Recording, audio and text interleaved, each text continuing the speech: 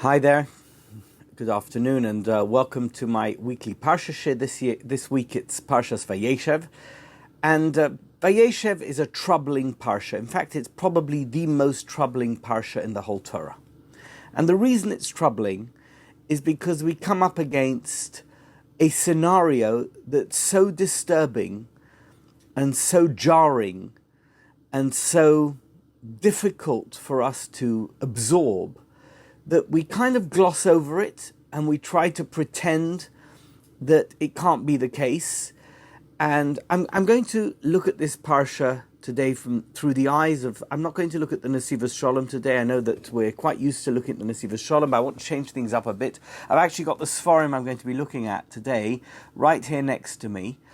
The first one is the Bas Ayin. Now, the reason I'm looking at the Bas Ayin, last week was the Bas Ayin's yard site. And the Bas Ayin was an extraordinary Hasidic leader who lived in Eretz Yisrael. And I saw a video clip of Rabbi Dunner, who says that there's so many stories about those who study the works of Bas Ayin, of the Divrei Torah on the weekly parsha of the Bas Ayin, that miracles have happened to them, and the people who have visited his kever have had miracles happen to them. That I just want to focus a bit of attention on the Bas Ayin. In fact, immediately after seeing that clip, I realized that I didn't have an up-to-date version of the Bas Ayin. I ordered a new one. It's right here. It came a few days ago in the mail, and that's why I'm choosing today to say over a Dvar Torah from the Bas Ayin. And I would like to recommend that everybody get a copy of the latest edition of the Bas Ayin, which is widely available, which has annotations at the bottom. I'm actually going to make use of those annotations today, the Heoros that appear at the bottom of the main text. And if you want to take a look at the source sheet, which is available whether you're listening to this on SoundCloud or watching on YouTube, and once again a reminder to you, if you are a SoundCloud listener or a YouTube viewer, to subscribe to my channel so that you get regular updates when I upload a new shir, a new lecture, a new talk onto either of those two outlets, that you're able to access them immediately. But if you want to download the source sheet, you can do so. It's on my website as well, and some of you will have received this shir via my website, rabbidunner.com. And you'll see that the new edition of the Bas Ayin is so beautiful. They've really produced a masterful edition of the Bas Ayin, and we're going to look at a Dvar Torah from the Bas Ayin first. Second, I'm going to take a look at my grandfather's Sefer. I'm going to talk a little bit more about that when we begin taking a look. But what I wanted to mention is the fact that my grandfather, and of course the Bas Ayin, is a very traditional commentary. Because obviously they subscribe completely to Chazal, but they are as puzzled by some of the aspects of this week's Parsha as we all are. And I think it's reassuring to know that in the conclusion, as we're going to see of my grandfather's piece, which is one of the lengthier pieces that we have in his Sefer, because his Sefer is generally bite-size. It's short Divrei Torah, maybe a page or two long, but this one's 4 pages long. And generally speaking, it ends on a very positive, upbeat note. But in this particular case, even though he tries to offer every level of rabbinic apology for the behavior of the brothers towards Yosef, at the end of it all, he's critical. And he just goes along with the reality of the situation, which is this, that the brothers of Yosef HaTzadik, the only one of the tribes, the only one of the Shvatim that is referred to as righteous is Yosef HaTzadik, but the brothers, their behavior towards him was wrong-footed and was wrong in the deepest possible way. And I think that we need to address this, we need to absorb that information, even though it's hard to take in, that in this particular situation, it seems that events were unfolding almost in parallel to the righteousness of those who were the perpetrators in these particular incidents. And we have to understand that the hand of God was somehow involved. And even if we are to subscribe to free choice, and of course we do, we believe in Bechira Chavshis. Nevertheless, we must understand that God has a plan, and in this plan, it would have happened either way, that we were all going to go to Mitzrayim. In this plan, part of that plan was that there was a bit of a breakdown in the relationships in the family between the different brothers, the children of Yaakov Avinu. Let's take a look at the Bas Ayin to begin with, and we'll take it from there. So the Bas Ayin focuses on the posuk at the beginning of the parsha that describes Yosef HaTzadik as Ben Zekunim. Ki ben Zekunim hu loi, v'asa loi ksoines pasim. So the posuk says, and if in fact you refer to the notes here, the notes gives you the full range of psukim. Eile told us Yaakov, Yosef ben Shvayis Reshona, Hoyeroyes Echov Batzoin.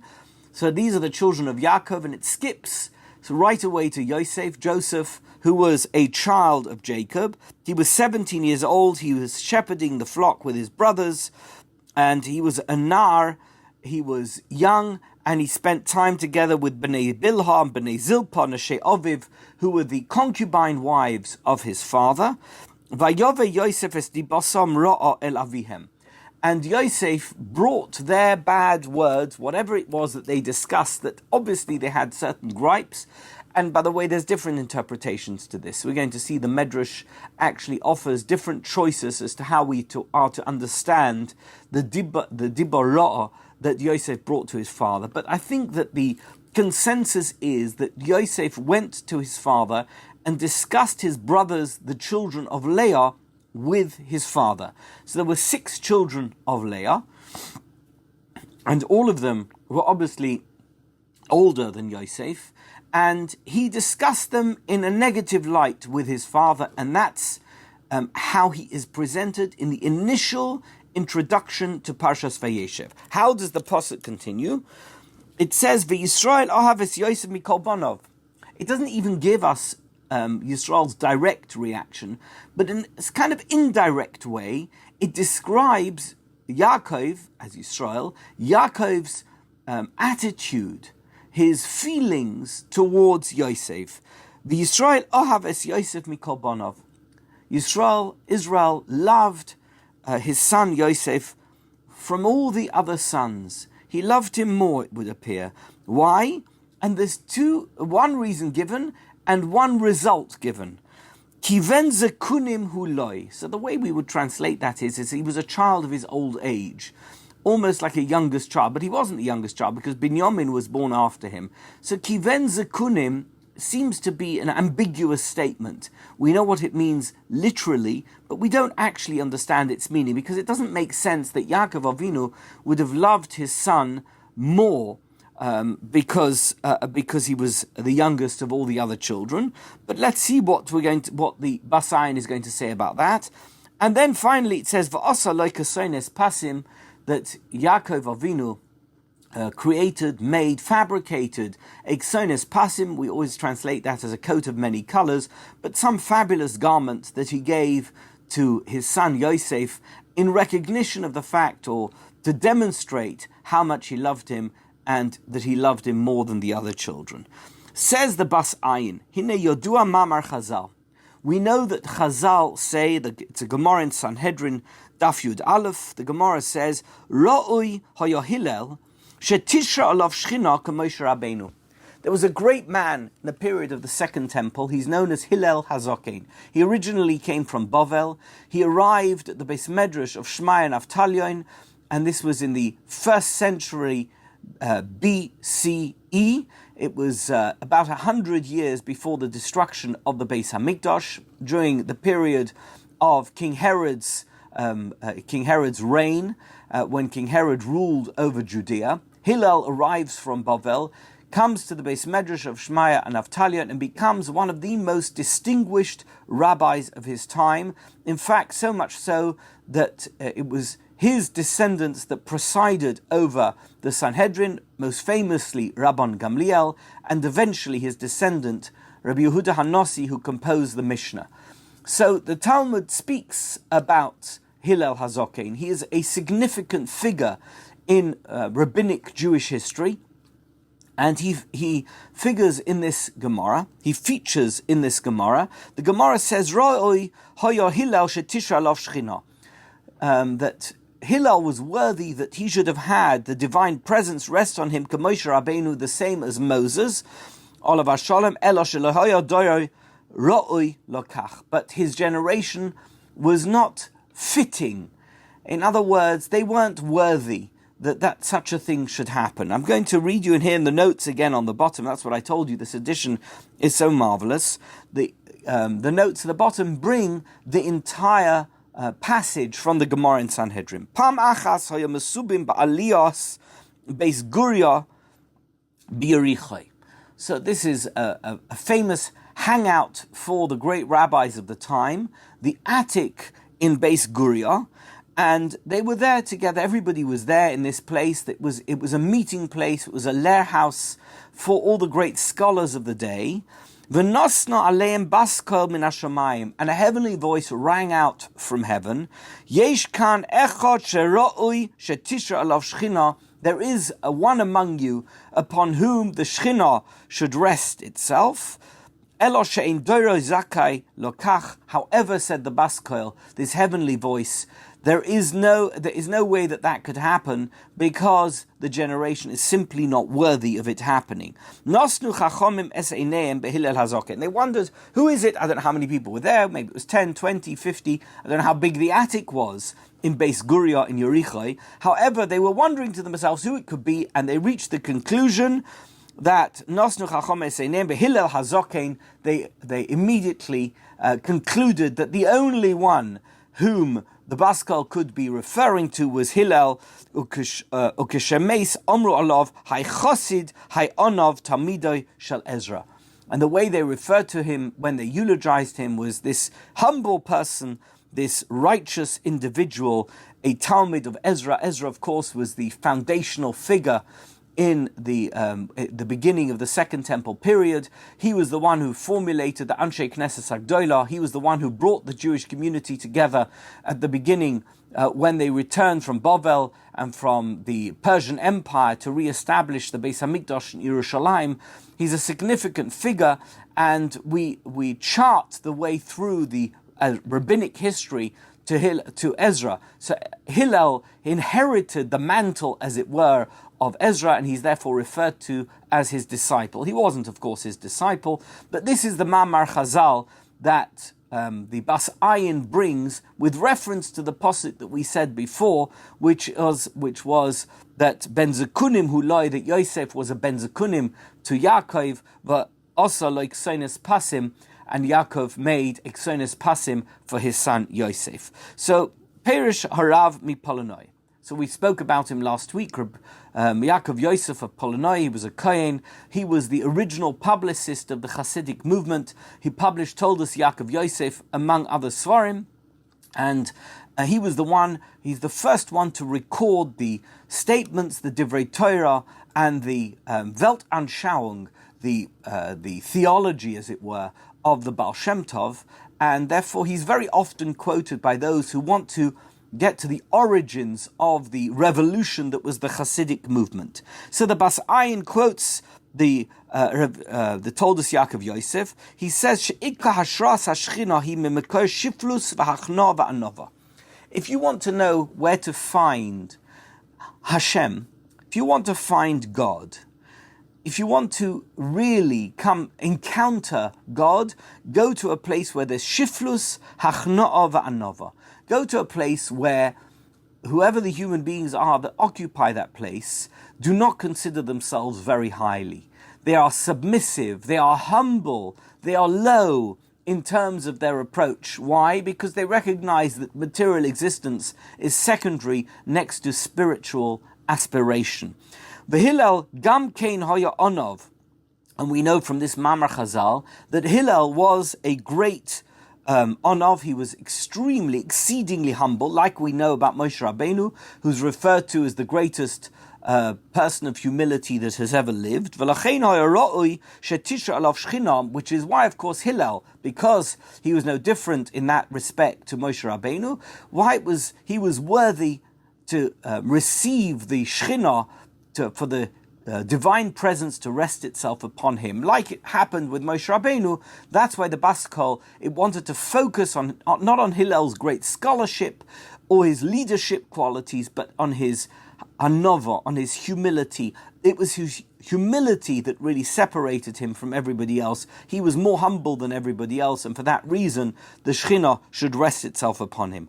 Omnam, amitis hashiflus v'anova sheyeh tzaddik gomur, b'nokel, who ka'asher. How is it possible for this level of humility, for this feeling of a lack of godliness, or at least of this sense of your own diminutive level, of the fact that you are not of the highest quality? What relevance is it to a tzaddik gomer? B'nokel ukasha mistaka v'roya tzaddik godol mimenu she'oved Hashem b'yira v'ahava gedola v'achnov v'shiflus. How is it possible that a great tzaddik reaches these great heights of anova? It sounds ridiculous, but how is it possible to be a great onov, to be the greatest onov who ever lived? By the way, nobody who is a great onov will ever walk into the room and somebody's going to say to them, what is your greatest quality? He's going to say, I'm the greatest onov who ever lived. No, it's obviously something they don't wear publicly. It's not something that they've got written on a button that they've got clipped to their jacket. Hello, I'm the greatest onov. But how is it that somebody who's a tzaddik gomer can learn to be an onov? How is it possible that they can achieve this status? The only way, says the Bas Ayin, is if they study the behavior of a tzaddik who is greater than them in anivus. And if you find somebody who's extremely humble and you watch their humility, you will gain experience, you'll gain knowledge as to how it is that a person behaves if they are humble, what it is that you need to do, what it is you need to shed in terms of the human condition in order to be humble. Well, when you see a great tzaddik and you see how humble they are and how great they are in every other respect, they're great in their tzidkus, in their righteousness, they're great in their scholarship, they're great talmidei chachomim, they're great in every respect, and yet they're so incredibly humble. When you see that, you see what gap exists between who you are and what you could be, and how humble you need to be by comparison to this exceptionally great person. And through this you will teach yourself anibus. Because when you see a great onov, who for all intents and purposes could go around trumpeting themselves as one of the greatest people of all time, and you see that that the case is not that's not the way they behave. They don't constantly trumpet how wonderful they are and tell you how special they are and what their achievements are. And when you see that they are great achievers who have this kind of low status in terms of their projection, they're not constantly trying to prove how great they are, then you'll see, because obviously you're not as great as them in their many great attributes, you'll see how much you have to be an onov, because if they're an onov at their level, certainly you should be an onov at your level. What about somebody who's a great person, who is wonderful, who really is a high achiever in every possible way, but he lives among people who are not particularly special? In fact, they're quite minuscule in terms of their achievements, both spiritually and in every other respect. What happens if you live among such people? V'hu be'emes tzaddik gomer, and he is a tzaddik. He's a great person. He doesn't see among those he lives any great people. They don't exist. By the way, it's possible. You can be somebody who lives in a community of people or among a group of people, and you know that you're better than them. It doesn't mean that you have a superiority complex. It just means that those people are genuinely inferior to you in the way that they behave. By the way, nobody's inferior to you because they're born in a particular family or in a particular community. That doesn't exist. That's just prejudice. I'm talking about the fact that, let's say, you're somebody who has been to yeshiva and has learnt many mesechtas, or you're very stringent in your observance of the mitzvah of Shabbos or kashrus, or in the way you behave towards other people, and you mix among people for whatever reason. Maybe it's in your work, maybe your community's not particularly special, hasn't worked on themselves in this way, where they don't keep Shabbos quite like you do, and they don't keep kashrus quite like you do, and they're not as careful in their behavior towards others as you are. It's possible that you live among those people, but you have a disadvantage. What's the disadvantage? You never see a tzaddik in operation, because you don't live in a place where there is such a tzaddik. So therefore you can't learn from them. They're not greater than you. Don't forget that mentorship is hugely important. You need to find somebody who's greater than you in order that you have something to aspire to. It's an aspirational goal, and that is reached by associating yourself with a great tzaddik, with somebody who is a high achiever in the spiritual realm. And what if you don't live in a place where that's possible? Says the Bas Ayin, in that place where you live, you don't see people who are greater than you. It's not a question of arrogance, it's a fact. That person will never be able to reach the ultimate form of shiflus, the ultimate form of anova. They won't be able to achieve that end. Why? Because they don't have that role model by whom they can measure themselves, because they are greater than all the people around them. But Zeu Hoise Bechinas Yosef Atzadik explains the Bas Ayin, this was the problem, this was really the challenge that Joseph faced in his own family. Kasha Hoya Eitzel Oviv Nema by Eila told us Yaakov Yosef. So if you want to know who Yosef Atzadik was, Yosef Atzadik was a person who was totally given over to emulating his father. So if you really want to appreciate who Yosef was, he had the ability to behave incredibly well. Why? Because he was in close association with his father. But when it came to his brothers, he didn't quite have that same relationship. So we have this gulf between Yosef and his brothers, and he operates in a world where his only role model, and what greater role model could you have, was his father, Yaakov Avinu. Kasher Eitzel Aviv Nema by Eila told us Yaakov Yosef. Uperish Rashi Shaya Ikoinin Sheloi Doime Yaakov. Rashi immediately seizes upon this, the language of the Pasuk, which closely connects Yaakov and Yosef together, that Yosef emulated. He was an echo. He was a carbon copy of his father Yaakov. He constantly compared and contrasted his own behavior, and therefore his own achievements, with those of his father, who we know was much greater than him, at least at that stage was a young boy, and had achieved incredible heights. He was the Bechir HaOvos that we know from history, and we know from what Chazal tell us that he was, of all the Ovos, the one who worked hardest on himself and who achieved such incredible levels of spirituality. And Yosef knew that Yaakov was a greater tzaddik than him. And that's what the pasuk means when it says, and Israel, Jacob, loved Yosef more than his other sons. Kiven zekunim hu loy. And it explains it. I told you there's two things it says there. Kiven zekunim hu loy, that he was a ven zekunim to him. We translated it, he was a child of old age.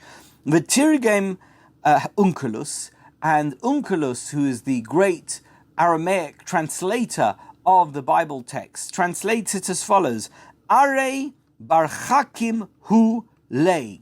That's the words that Unkelus uses. Perush chakim. What does the word chakim mean? And he changes the meaning slightly. He says, hu milashoin machake. He waited on him. In England you have this expression, the Queen has ladies in waiting. What does that mean? They attend to the Queen. He was constantly attending to his father, and therefore he was in his father's shadow. He was constantly behaving emulating his father by observing his behavior, because he was in constant attendance to him. L'shoin metzapeh liyeshua, the same as we say he was waiting for redemption. Yosef mechakeh livchinas Yaakov hagdola. He was hoping and always hopeful that he would achieve the greatness, the ultimate status of spirituality, which was his father Yaakov. And although he lived in a world where the rest of the people around him did not match up to him. And we know, as I said at the beginning of the shir, he was Yosef HaTzadik. He had this one beacon of light, this lighthouse, Yaakov Avinu, whom he was able to emulate, copy, follow, shadow, and learn from. And therefore, he is referred to as Ben Zekunim, or as the Targum Onkelos says, Are Bar Chakim Hulei, which is Chakim is L'shoin Mechake. And what about V'osolo Kasoines Pasim? What about the fact that it says that Yaakov Avinu made him a coat of many colors, this colorful or very splendid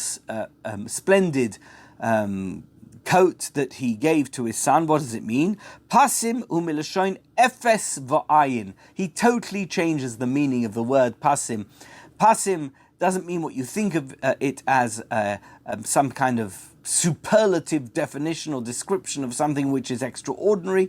Pasim means efes v'ayin, nothing and nothing. Rotza loima she'elo oisoi lavoi lemadrega zu she'elo bechinas efes bechinas ayin.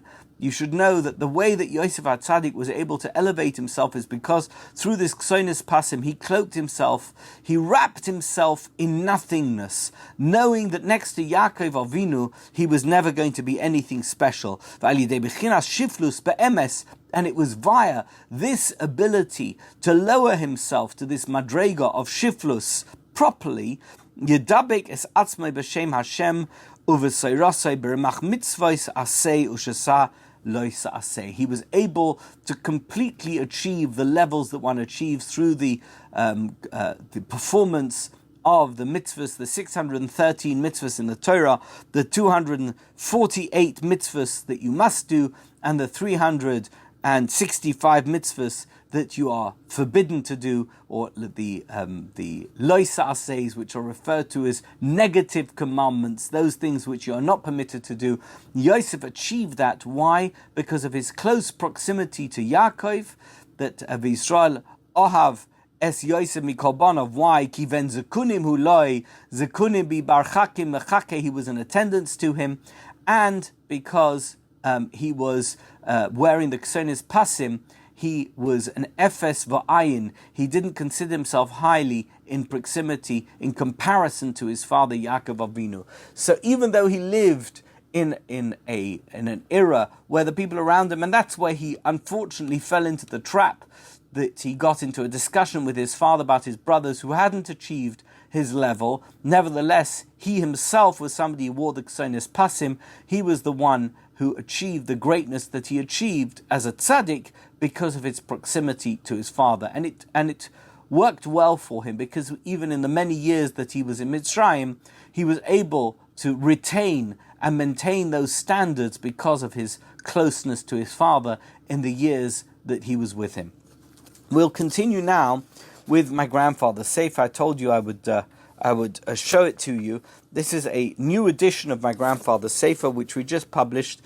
This is the 6th edition. We have a beautiful hakdosha here, a dedication that was given to me by my uncle, Rabbi Eliezer Dunner from Bnei Brak, who sent me this copy.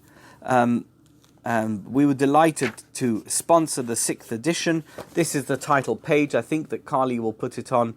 For those of you who are watching the video, you'll be able to see this more clearly. And here it is, the Mahaduras Stern. This particular edition was dedicated to Reb Zev HaKohen Stern, Willie Stern, who was my late brother's father-in-law, who passed away right at the beginning of the COVID pandemic, very early on. He was one of the first victims of COVID, and we dedicated this edition in his memory. I'm going to learn one piece. We're going to share one piece from the Mikdash Halevi, from my grandfather's sefer. And as I told you when we began the shir, my grandfather was somebody who was very makpid to stick very closely, or as closely as possible, to Chazal, He never questioned Chazal. He would never in any way try to undermine a pshat in Chazal, and particularly when it comes to showing respect to the characters of the Torah who demand respect because of who they are, or by criticizing those characters in the Torah who ought to be criticized because that's the way that Chazal presents them as objects of criticism. That's very much the line of my grandfather in his Sefer. He really follows that line very, very closely. But as you're going to see in this particular piece, I wouldn't say that he's struggling, but we know where the conclusion is going, even though he bends over backwards in terms of apologetics to find excuses for the way the brothers treated Yosef HaTzadik. So we know that Yosef HaTzadik was sent by his father to find out from his brothers when they were coming home or what they were up to. And when he came, they attempted to kill him. And ultimately, they were not successful in those attempts. And I'm not going to go into the details of the story. Of course, you're going to delve into it yourself when you read through the Parsha. But ultimately, they sold him into slavery, and he ended up in Egypt. And the rest we'll deal with in the coming weeks when we look at the rest of the Parshas in Sefer Bereshis. But just to focus on this aspect of the brothers' behavior towards Yosef. And as I said at the beginning, it's the most challenging aspect of the whole of Sefer Bereshis, that these figures who we put on a pedestal, we don't consider them like Yishmael or like Esav. Chas v'sholem. We consider the Shiftei Kar, as they are referred to, the tribes of God, the children of Yaakov Avinu, to be of an extraordinary high level. They're not ordinary people. These are the foundational figures of the Jewish nation. I come from the tribe of Levi. So we consider Levi to be an extraordinary person, and yet we know that Levi was part and parcel of the plot to kill Yosef HaTzadik. And in the end, he was complicit in the fact that Yosef HaTzadik was sold to the Egyptians into slavery. So how do we reconcile our view of Levi as being one of the Shiftei Kar with the fact that he was complicit in a crime, in a terrible crime, of kidnap, of abduction, and of selling somebody into slavery and attempted murder? That's what my grandfather's piece is going to look at. I'll share it with you now. So the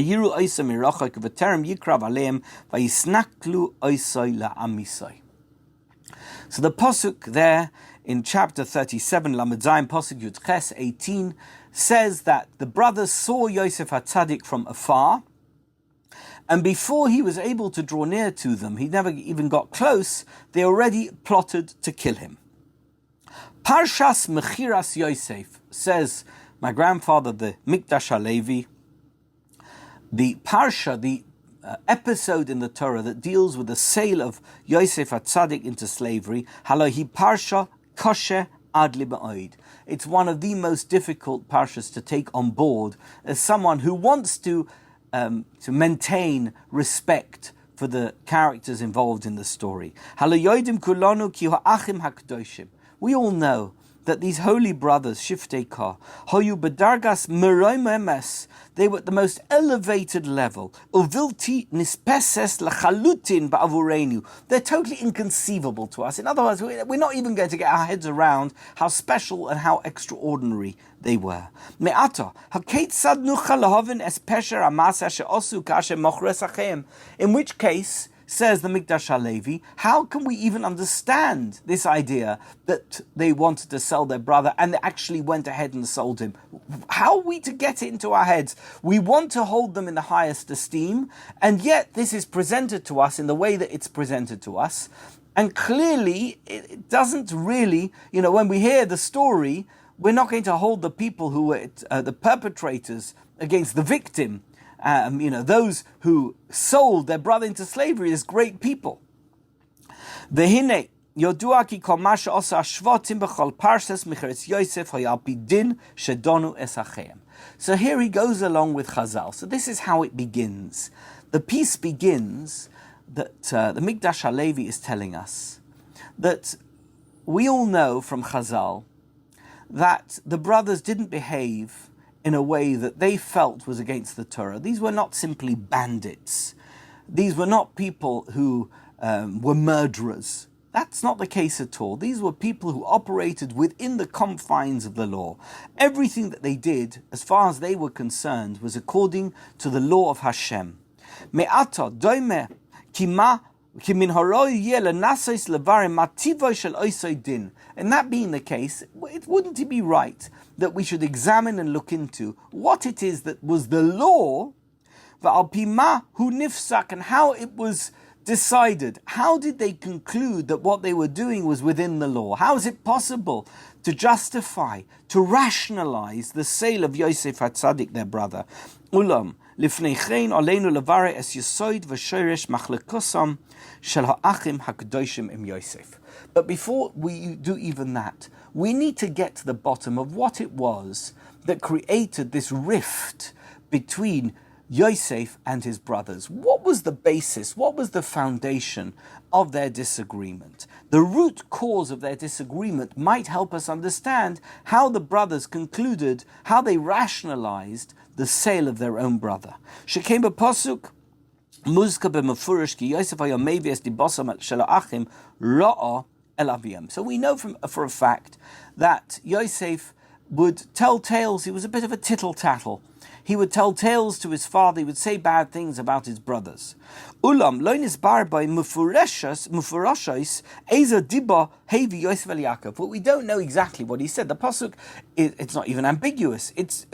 It doesn't explain what it is that Yosef said. It just kind of gives a generic statement that Yosef would say bad things about his brothers, but the explicit understanding of what that means is not given to us, at least not in the pasuk. Ulam prat zem b'furish b'chazal. The fact is that Chazal filled in the gap, as they often do. Umatzinu legabav mispar shitois b'medrash, and we have various different opinions that are brought in the Medrash. In Bereishis Rabbah Peidalad Zayin, we can see 3 different opinions. Vayove Yosef de Bosamra, Ma Omar. What did he say? So the first one is the most famous of all, and it's the one that my grandfather is going to go with. He's going to run with this particular ball in the piece that we're about to go through. Chashudim hein banecha al ever min hachai. So we know that there is a rule, a law, that you're not allowed to eat Eiver min hachai. It's one of the Sheva mitzvahs b'nei Noach, and it's particularly stringent, as we're going to see when it comes to b'nei Noach, that you're not allowed to eat a living animal. What does that mean? That you need to kill the animal before you eat any part of its flesh. You can't just cut off a limb of an animal while it's still alive and eat it. That's forbidden in the Sheva mitzvahs b'nei Noach. And Reb Meir says that Yosef went to his father and said, I'm suspicious that your children, in other words, my brothers, are eating Eiver min hachai. That's Reb Meir's opinion. Reb Shimon Omer, Reb Shimon Bar Yochai, says differently. He says, Toilin hein einehem bivnois haaretz. According to him, his version of events is that Yosef went to his father and said, I'm afraid that my brothers are interested in marrying the local girls here in Eretz Canaan. That was his take as to what it is that Yosef said to his father that might worry him, and that would be considered dibara. And thirdly, we have Rabbi Yehuda. Rabbi Yehuda Omer, mezalzelim bivnei hashvachais, another one which is better known than the version of Reb Shimon, that they are mezalzel in the bnei hashvachais, that the 6 brothers, the children of Leah, mistreat. They're disrespectful towards the children of the concubines. V'korin lahem avodim, and they call them servants. They're considered, at least in the eyes of the sons of Leah, said Yosef, as second-tier children, to the extent that they're almost treated as if they are slaves in the home and not children of Yaakov Avinu. They don't treat them with equality. So those are the 3 opinions brought in the Medrash. So the Mikdash Halevi says as follows: Vayeshev Ayin b'shitosa shel Reb Meir. Let's look at the opinion of Reb Meir. Hasovek ki Yosef HaTzadik hevies dibosam shel echav hatzadikim lifnei aviyim. Betana ki hem oichlim eiver min hachai. Reb Meir says that Yosef challenged his father Yaakov about his brothers by telling him that they ate Eiver min hachai, they ate meat from a live animal. Shekain borur lachalutin. It's totally and utterly clear to us. We don't have to be in any doubt. Shedvarav shel Yosef Tzadik loy hayu meshulale yisoid. That there's no way that Yosef just made it up. This is not somebody who's going to come and make up a story about his brothers. It's not possible. Hu bevadai einoi chashud levadois miliboid dvarim me'ein elu. It's not possible that Yosef comes and makes up a story, tells his father some lies. That he didn't make something up. He had to have some foundation to his story. Me'idoch boru gam sha'achim hakdoshim loy hekalu roish be'isu me'enzeh. It's also clear to us, looking back in retrospect and judging by what we know about the Shvatim, that there's no way that they were guilty of the accusation as is presented by Yosef to his father in the opinion of Reb Meir. So therefore, it's clear that Yosef thought they were eating Eiver min hachai, and it's clear that the brothers were not eating Eiver min hachai. Those two facts are absolutely clear. That means Yosef wasn't doing anything wrong by saying that they were eating it, and that the brothers were certainly not doing anything wrong because they hadn't eaten it. That being the case, we need to reconcile these two seemingly irreconcilable positions. There had to be a foundational disagreement, some type of dispute, a debate between these two positions, between Yosef and his brothers, and says the Mikdash Halevi, that's what we need to explain, we need to understand it. We really need to understand what Yosef thought was happening and what his brothers thought that they were doing. והנה כבר ביארו רבותינו שמחלוקתם של יוסף ואחיו הייתה בשאלה האם דינם כעץ כבני נוח. The question really is, and the disagreement between Yosef and his brothers was, are we considered Bnei Noach? Before Mount Sinai, yes, we have accepted that God is God and we're monotheists and we're heading towards the direction of receiving the Torah on Mount Sinai, but we're not yet Jews.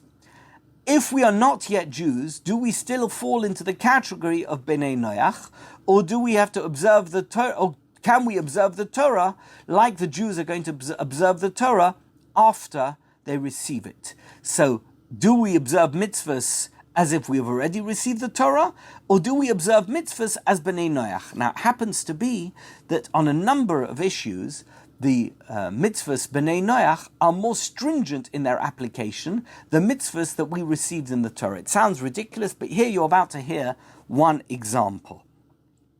Or, this is the position of the brothers, do we now exclude ourselves?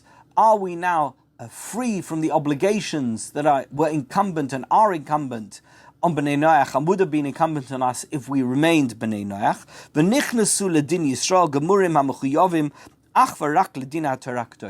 So the brothers, according to their position, they felt that they only had to observe mitzvahs up to the level of what it is you need to observe mitzvahs as a Bnei Yisrael. But Yosef HaTzadik clearly believed that you have to observe mitzvahs as if you are a Ben Noach. So, says the Mikdash Halevi, we know that law, we already said it, that a Ben Noach is not allowed to eat meat from a live animal. But we know that the Ben Noach doesn't have to go through the shchita process in order to kill an animal. That means they don't have to use a very, very sharp chalaf, a knife that slaughters the animal in the way that we're familiar with through shchita. In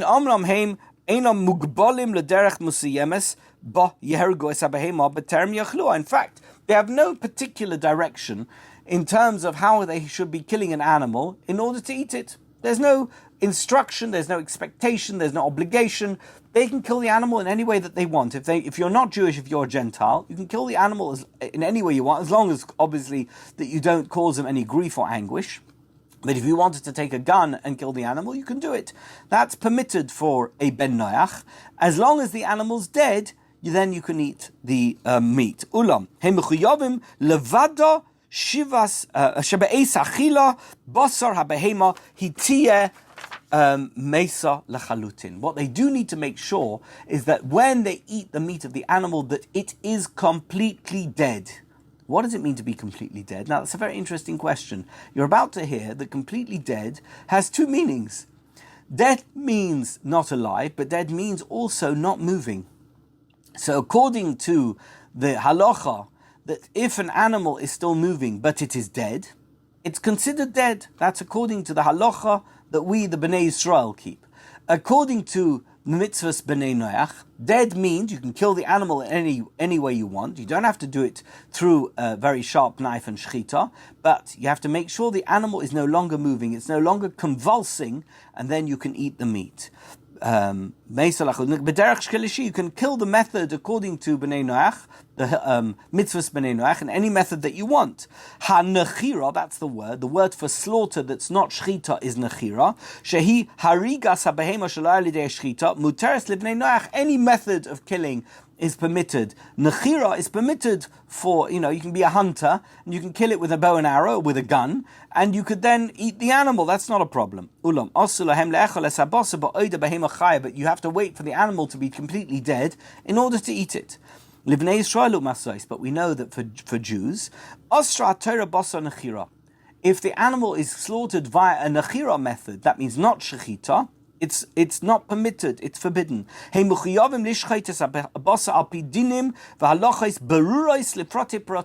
that these halachas with regard to shechita are absolutely sacrosanct and sacred. You cannot eat the animal if any of these halachas are not kept properly, or somehow there is any psul in the animal based on these halachas, or the method of slaughter, or any other aspect of the shechita process, you're not permitted to eat the meat. However,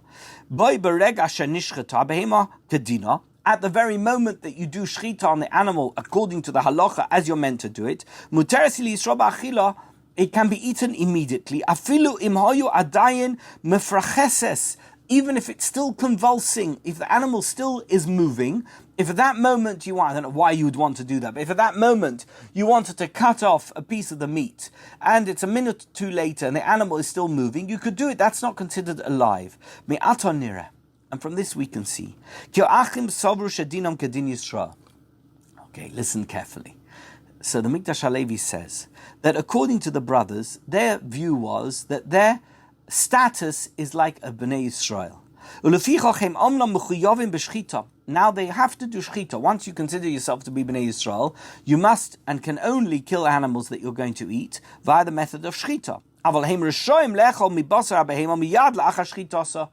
But they felt that nevertheless, when we're Bnei Yisrael in that we have to do shechita, but we're still Bnei Noach because it's before the giving of the Torah, so we don't have to wait until the animal stops convulsing before we eat the meat.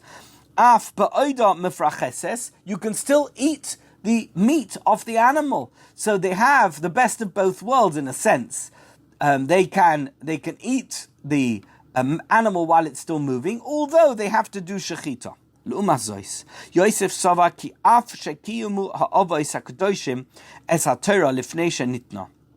Yosef's view was that if you're going to take upon yourself the laws of shechita, then you have to take yourself the laws of everything else relating to shechita. Mikol mokem hem adayin lo kibla es haTorah.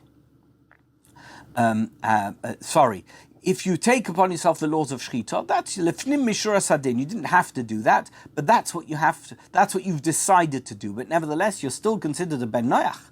You can't now eat an animal when it's still convulsing. Lo kiblu es haTorah. You were never at Mount Sinai. You still have to keep the stringency of the law as a ben noach. The laws of the Torah do not yet apply to them. They still are considered Bnei Noach with regard to anything that is an Isur for Ben Noach.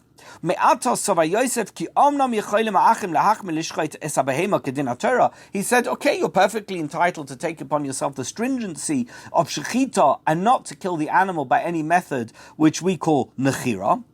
Nevertheless, you can't therefore, as you've taken that on, decide that you want to be lenient with yourselves. You can't decide that you want to eat the animal while it's still convulsing, because that's forbidden to Ben Noach. You can take on the stringency of a Ben Yisrael, but you can't allow yourself a leniency as a Ben Noach if you're still considered a Ben Noach for all intents and purposes. Even if you did shech the animal according to the halachas that would apply if you were Ben Yisrael. So therefore we find, practically speaking, as far as they were concerned, Yosef HaTzadik, who didn't eat animals that only were shechted via shchita, he was quite happy to eat a nechira animal because he considered himself a ben noach, which he was, because the Torah hadn't been given. But they said, no, we think that you are not a ben noach, and you need to eat animals that have only been had shchita, and yet you eat nevelos, you eat animals that are not permitted to Jews, and, as you're going to see in a minute, have to be thrown to the dogs. If that's the case, they thought Yosef HaTzadik was not a tzaddik, that he's a rasha. Shareu matir basar nechira kedin b'nei noach, because he allows himself to eat the basar of a nechira, slaughtered animal, like a ben noach, and they said, you're not a ben noach. Their psak halacha was, you're a ben Yisrael. Lu'umasam.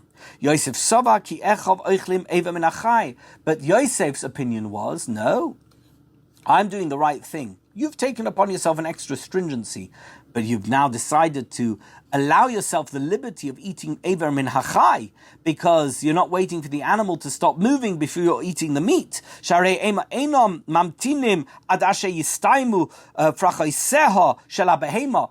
You're not waiting, they weren't waiting until the animal had stopped convulsing. V'hitia muteres lechalutin aflefidin b'nei noach. And it should be completely permitted even for those who are considered b'nei noach, as he felt that they were b'nei noach and not b'nei Yisrael in terms of halacha.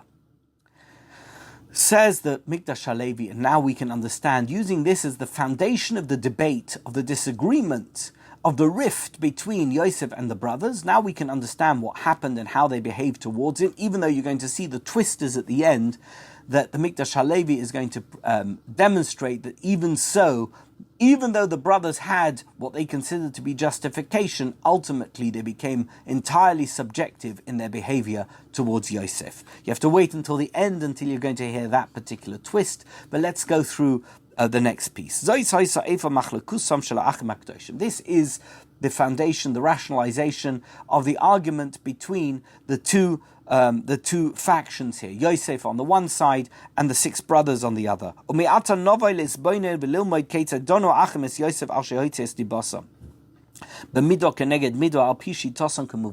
They felt he'd done them great harm by telling tales to the father, which they felt were lies, because he'd said simply that they were eating Eiver min hachai. He hadn't explained, and they hadn't been given the chance to defend themselves. He hadn't explained himself to Yaakov Avinu, and Yaakov Avinu may have just believed that they were guilty as Bnei Noach of eating Eiver min hachai. But you've just heard the explanation as to what Eiver min hachai they were eating, which wasn't in their eyes Eiver min hachai, because they upheld the halachas of Bnei Yisrael l'achar matan Torah. And that being the case, they could eat the meat of an animal that was still moving. Shekein hinei muvor b'medrash shekasher ro achem es Yosef HaTzadik merachai kem shisu bayas haklovim. What did they do? The Medrash says the moment they saw Yaakov Avinu, do you know what they did? They set their dogs on him. Bi'arub shel dava nireh. And I would explain it as follows, says my grandfather, the Mikdash Halevi. Al pi divrei ha-posuk, the posuk says, Ubasa basodeh treifa lo yiseichelu. If you find a nevela, an animal that's died, natural death, it died in the field, you're not allowed to eat it. La kelev tashlichun oisa, you must give it to the dogs. It's a very unique mitzvah that the dogs are allowed to obviously eat nevela, but you don't give it to the cats, you don't give it to any other animals that you may have in your possession, whether they are carnivores or otherwise. It's the dogs that are going to benefit from a nevela that you find in your possession, in your field. But Pasuk Mefurish, it says absolutely, without any equivocation in the Pasuk, that it is the prerogative of the dogs to receive the meat from nevelos and treifos. Ume'ata, And therefore, mi shelokeach mehem es hamagia lahem, he who takes away from them that which they deserve, if somebody who eats their meat is stealing from them, min haroi sheyifra'u mimenu v'yitlu es shelahem miyodai. They are allowed to, as it were, take revenge on against him. They are allowed to get payback by claiming that which is theirs from him, from the person that took what was theirs from them. They felt that Yosef was a thief. He was stealing meat from the dogs. Why? Because he killed an animal in a way that he wasn't allowed to eat it, but he should have given it to the dogs, but he ate it himself. As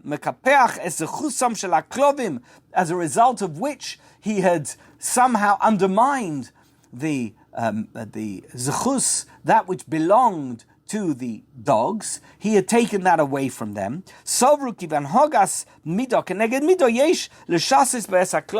And therefore they felt it was entirely justified to set the dogs on him, because the dogs should give him payback. Because he had taken away that which was theirs, now they should get payback from him, and they set the dogs on him. That they should get from him that which, it almost sounds like they set the dogs on him so the dogs should bite him and eat him. This was quite a violent act. Now we know that obviously didn't work, because they didn't do that to him. When they got to Yosef, they didn't cause him any harm whatsoever. You're going to see that whatever the brothers tried to do to him, it didn't really work. They weren't very successful. The only thing that they succeeded in doing is selling him into slavery. Every other thing they tried didn't work. There's another medrash which says that the brothers took 4 items of clothing off him. What did they take? I'm going to go through it fast without going through the medrash in its entirety or the pasuk. They took away his cloak, his shirt, his ksonis pasim, and his michnesayim, his pants, his trousers, as we call them in England.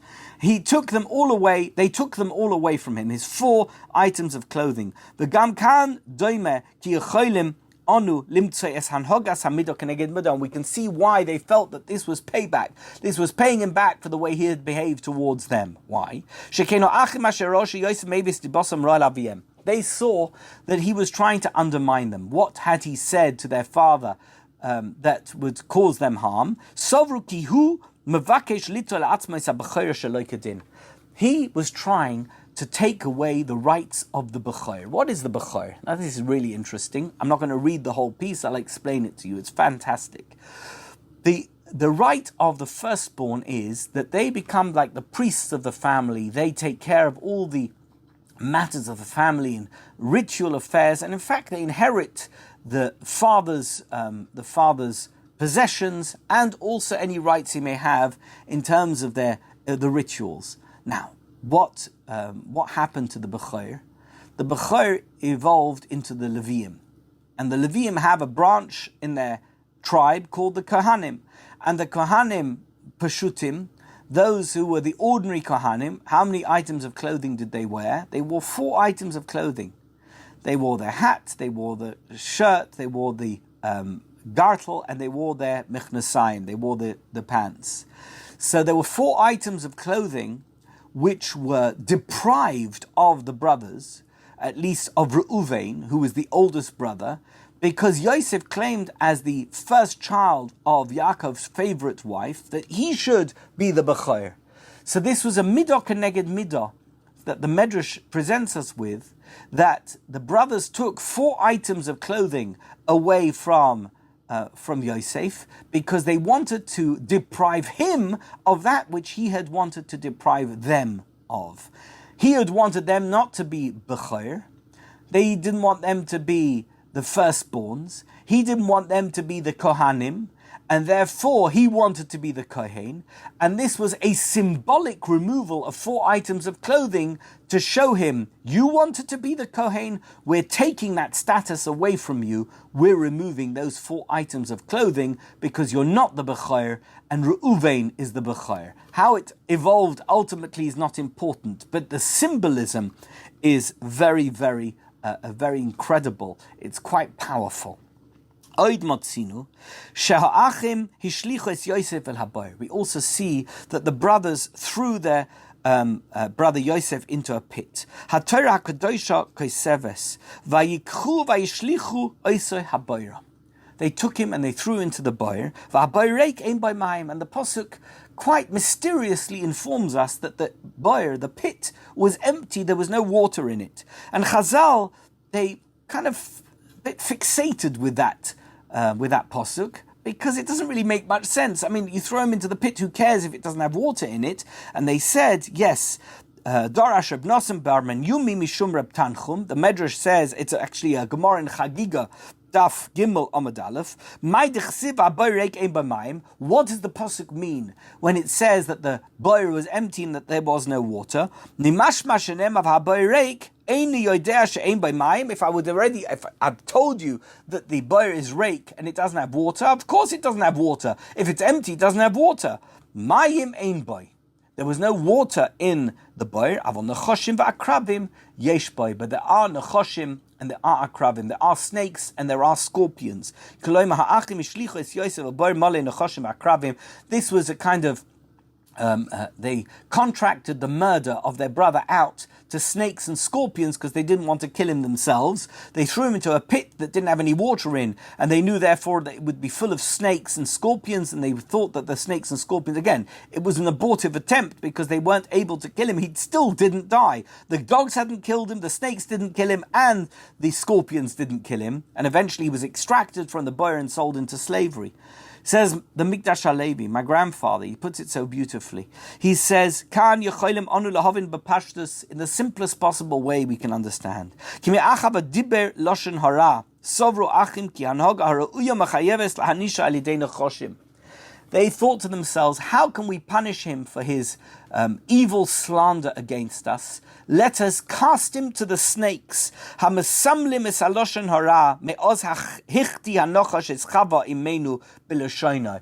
are the ultimate representatives of evil slander, of evil speech. Ever since the Nachash, the evil snake, at the time of the Gan Eden episode with Chava, where he managed to coax Chava into doing something because of his very evil way of speaking, he was able to present a case to Chava by tricking her through the way that he spoke into doing something that she shouldn't do. Similarly, Yosef was tricking their father by telling him bad things about them, and therefore the punishment that was most fitting him was to throw him to the snakes. It's a midah keneged midah. They threw him into a pit full of snakes, so that there would be this, I guess, fitting punishment for Yosef for having been a malshin, for having been a slanderer, to be punished by being killed by snakes that are true representations of the ultimate in evil speech. So, to end this off, my grandfather says, it appears as if the Shvatim behaved totally equitably, that the way they behaved towards Yosef makes a lot of sense, because they had a dispute with him, they felt they were right and he was wrong, and therefore they behaved towards him as one behaves towards somebody who's wicked and evil. They felt that he was somebody who didn't keep mitzvahs properly, he ate meat that he wasn't meant to eat, somebody who slandered them unnecessarily, somebody who was trying to take away their birthright from them, and therefore everything that they did to him made perfect sense on that basis. It was truthful. There was integrity involved. Even though we may say, okay, come on, it was subjective. They didn't put him in front of a proper court. It wasn't really dealt with properly. It was a bit of a kangaroo court. They dealt with him ad hoc. But nevertheless, we can see there's some logic to what they did. Everything that they did was there was based on righteousness, and it was midah keneged midah. That was a payday that Yosef deserved. It was payback. And he says, and this is the kicker, it's a beautiful piece at the end, how he explains, it's just wonderful how he explains this whole piece. He says there's a pasuk in the Haftorah from Amos that we always say with Parshat Vayeishev, Koi Omar Hashem al shloisha pishei Yisrael al arba'a loy ashivenu. So says God unto the 3 sinners of Israel, or 3 sins of Israel, and on 4 that you will not be returned for, paid back for. Al machram ba'kesef tzadik ve'evyoin ba'avur na'alim, speaking about the sale of Yosef. So there seems to be a 3 here and a 4. On the 3, it's okay, and on the 4th one, I cannot forgive you. There's no forgiveness that is worthy of this 4th one. What is it talking about? We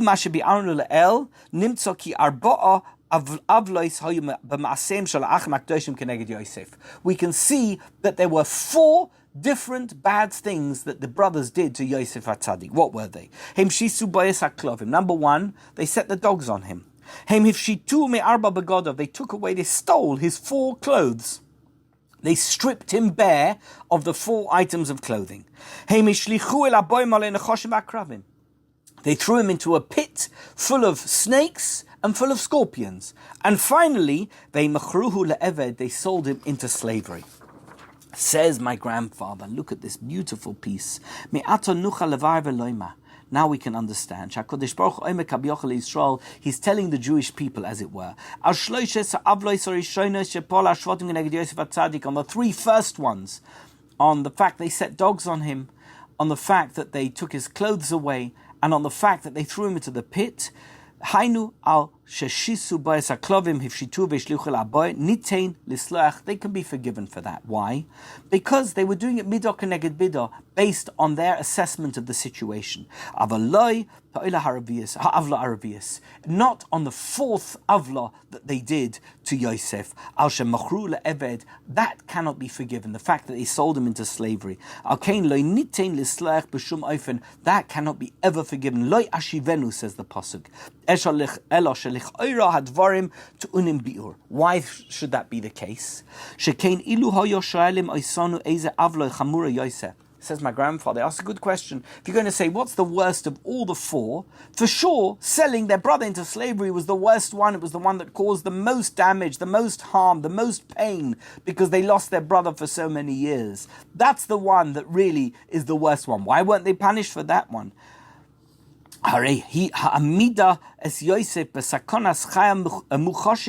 By selling him into slavery, they were putting his life in real and genuine danger. The other things never affected him, but they didn't know what was going to happen to him if they sold him into slavery. It could be he'd be killed immediately, in a year, in 5 years, and it would be done.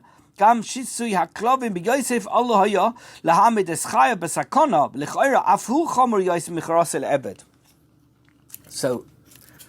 I made a mistake. In fact, of all the 4, the one that's the least life-threatening is the one that sells him into slavery. Why is that the least? Because by selling him into slavery, he's still alive. The other 3 were putting his life in danger. So why does the pasuk say that for the first 3 he won't be punished, but for the final one he will be punished? It should be the other way around. It should be that for the 3 first ones they should be punished, and for selling him into slavery, that's what kept him alive. For that they shouldn't be punished. So my grandfather says that the pasuk, in the way that we have explained it, doesn't make any sense. The pasuk in Amos should be the reverse. It should be that for the first 3 that the Shvatim should be punished in the way that they were. So says my grandfather, not at all.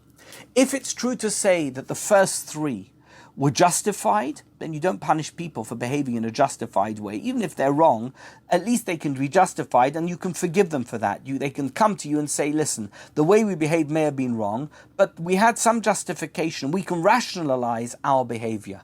However, if we're going to look at it in terms of what they did finally, if we're going to see that ultimately they sold their brother into slavery, On what basis did they sell them? There was no midah keneged midah here. He'd not sold them into slavery. He'd done nothing which was even comparable. And therefore, there's no rationalization. There's no foundation. There's no justification for them selling him into slavery.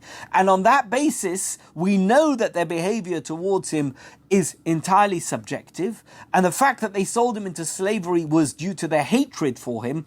That is something that's unforgivable. That is something that they cannot be forgiven for. And that's what I said to you right at the beginning. That ultimately, even though the Mikdash Halevi offers an incredible array of apologetics for the brother's behavior towards Yosef, we are still left with this conundrum. The ultimate conundrum, which is how such great people behaved in such a subjective manner, without justification towards their brother, towards Yosef. Yosef, who at all times had done nothing wrong, even if you're going to say that he could have behaved in a better way, ultimately he'd done nothing wrong, and we see it's revealed to us through their selling him into slavery that ultimately they'd sold him because of their hatred towards him, not because there was some justification for the way that they behaved towards him.